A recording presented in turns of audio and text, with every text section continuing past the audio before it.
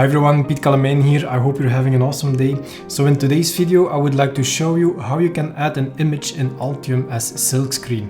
By the way, if you want more tips like these, feel free to join my free community. It's in the links below.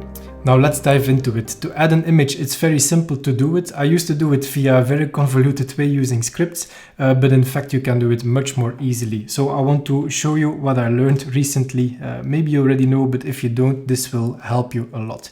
So you go to Place, Graphics, and then you select the area where you want your graphic to be added, and you select whatever you would like to have in there.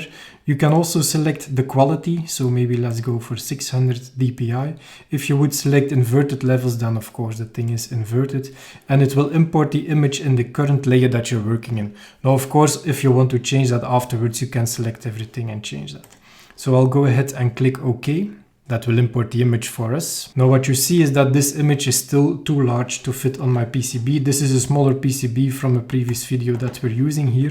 So how can we resize that? Well, you go ahead, you do a right click, Unions, Resize Union.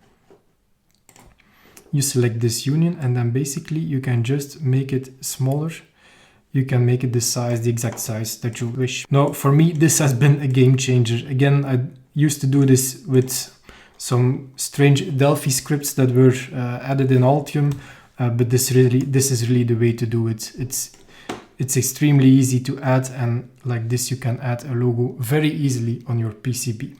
Now if you would like to change the layers, you can always select everything and then maybe, for instance, I wouldn't see a reason why you would do that, but put it in a top layer or put it in a bottom overlay, whatever you wish.